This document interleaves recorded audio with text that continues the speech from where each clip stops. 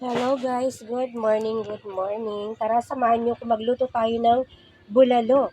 Ayan, ito yung ating mga gulay. Meron tayong patata, ito, ayan, ayan. At yung sibuyas natin mamaya ko na ilalagay. At syempre, pwedeng hindi mawala ang ating patis, magic sarap, nor cubes, paminta at kalamansi. Mamaya yan sa sausawan. At pinakuloan ko na pala guys ang ating bulalo. Wait lang ha. Ayan guys, ito yung ating bulalo. Pinakukuloan na natin para as in malambot siya. Yan, ang laki nito guys. Oh, grabe, ang sarap.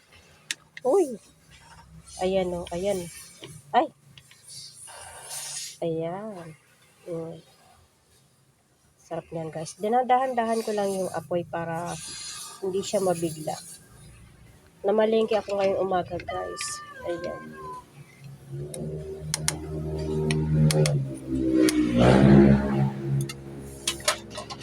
Palalambutin natin yan guys. Dinadahan-dahan ko lang yung ano niya, yung apoy para ano, hindi masyadong ano, wala akong pressure cooker kaya eto na lang ginagawa ko. Dahan-dahan na pakulo.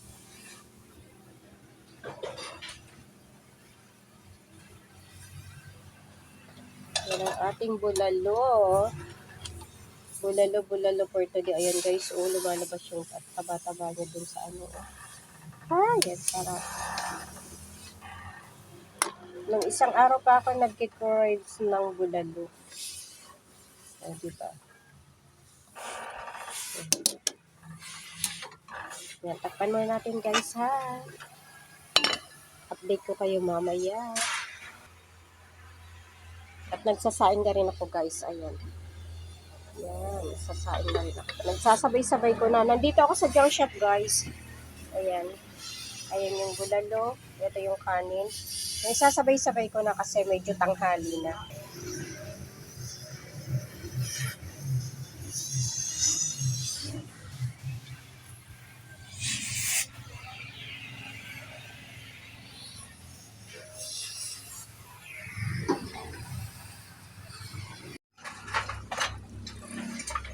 Lagay ko na to beef cubes. Pampalasa yan. At nilagay ko na rin yung patata. Masarap pag may patata.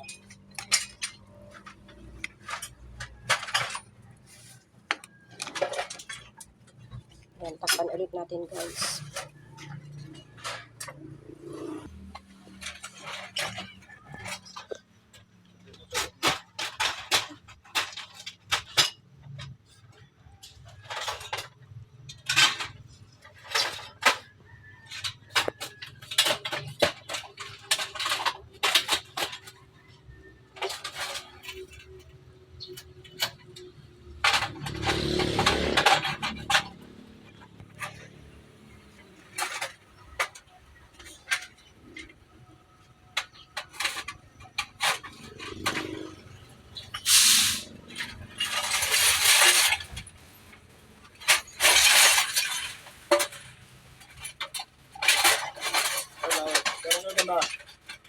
Sana kayo banda.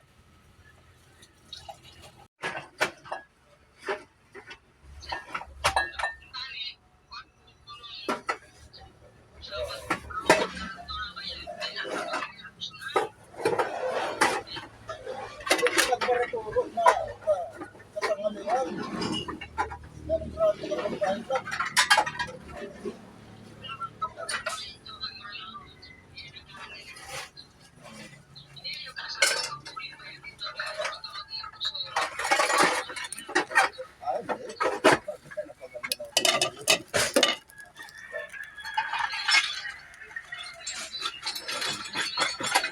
Walang gagawa ng kain.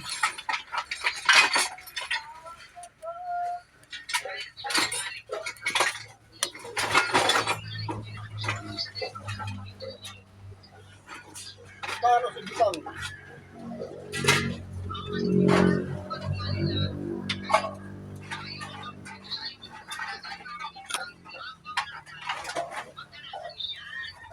Oo.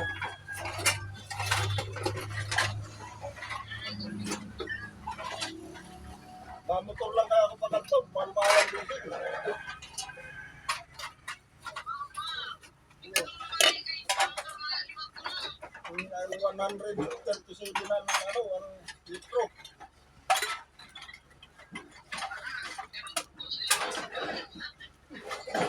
Pero, puro lang motor. Ha? Ito. Oo. Ay, ito ano nga pala, makakatipid yung mga sa aeros na lang. Sarili sa